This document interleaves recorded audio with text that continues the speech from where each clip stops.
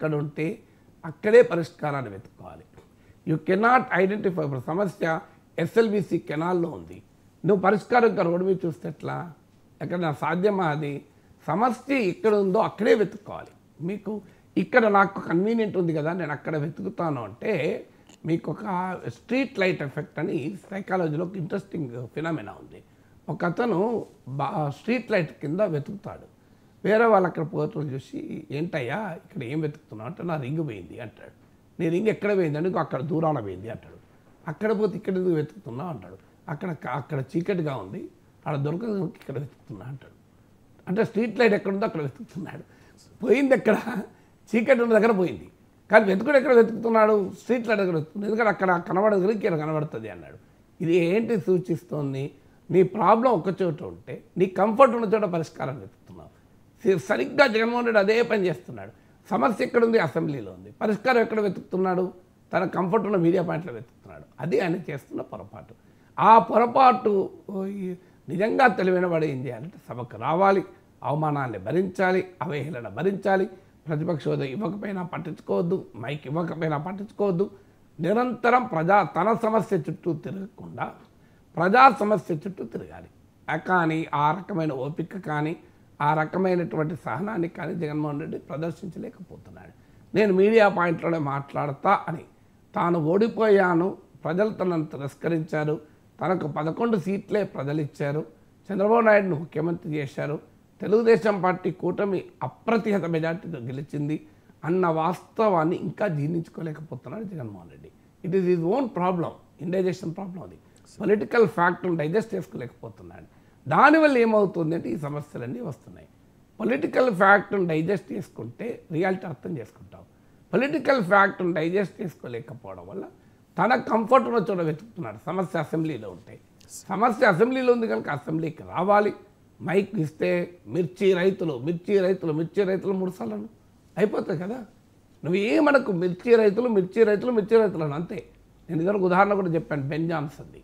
మిర్చీలు నీకు ఇచ్చిన 1/2 సెకండ్ టైం అంటే ఆ 1/2 సెకండ్లోనే చెప్పు, 1/2 సెకండ్లోనే చెప్పు, ఏమైతే సమస్య? నీకు ఓన్లీ 10 సెకండ్స్ ఇచ్చాడు టైం, ఒక 1 మినిట్ ఇచ్చింది అనుకోండి, మిర్చి రైతుల సమస్య వివరించు. 30 సెకండ్స్ ఇచ్చారనుకోండి, మిర్చి రైతుల సమస్యలు పరిష్కరించండి అనండి. 5 సెకండ్స్ ఇచ్చారనుకోండి, మిర్చి అనండి. మిర్చి రైతు ఎంతసేపు పట్టింది మీరు చూడండి, కాలం టైం. మిర్చి రైతు ఎంతసేపు పట్టింది? 5 సెకండ్లలో 2-3 సెకండ్లు అయిపోయింది.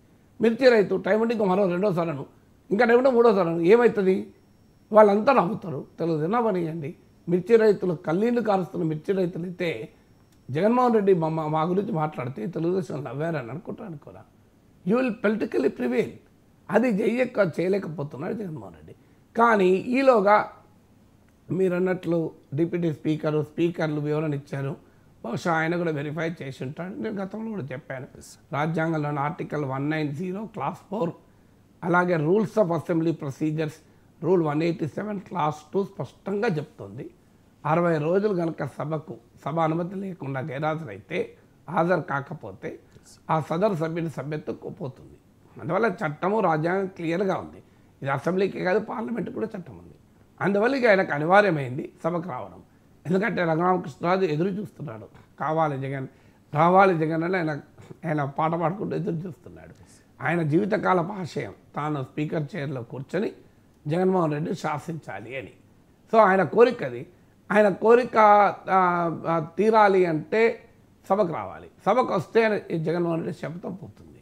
అందువల్ల అయితే దీనికి ఇప్పుడు వయా మీడియాగా గవర్నర్ ప్రసంగం చెప్పేటప్పుడు వచ్చి వెళ్ళిపోతే కూడా సభకు వచ్చినట్టు లెక్క.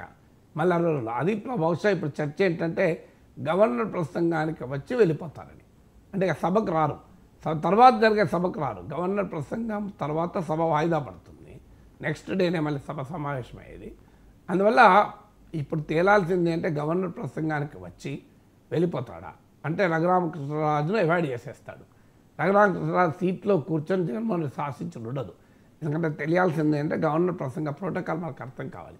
గవర్నర్ ప్రసంగం ప్రోటోకాల్ ఏంటంటే ఏది ఆహ్వానించడు, ఒక సభ్యుడు మాట్లాడు, ఒక సభ్యుడిని స్పీకర్ అడ్డు, ఇవి ఏవి ఉండవు. గవర్నర్ అడ్రస్ అంటే గవర్నర్ నేరుగా వస్తాడు, పోడియం దగ్గర వెళ్తాడు, మాట్లాడతాడు, వెళ్ళిపోతాడు. ఇంకా ఏది nothing else, nobody else, nothing else will be there. దాన్ని బహుశా జగన్మోహన్ రెడ్డి అడ్వాంటేజ్గా తీసుకుంటున్నాడు. ఎందుకంటే to avoid Raghuramakrishnaraju sitting in the chair. Ayyanna Patrudu రఘురామకృష్ణరాజును అవాయిడ్ చేయగలుగుతాడు. ఎందుకంటే వాళ్ళు ఈయనతో ఇంటరాక్షన్ ఉండదు గవర్నర్ ప్రసంగం. మళ్ళీ గవర్నర్ ప్రసంగానికి వచ్చిన సభకు వచ్చినట్టే లెక్క, ఆ రోజు అటెండ్ అయినట్టు లెక్క.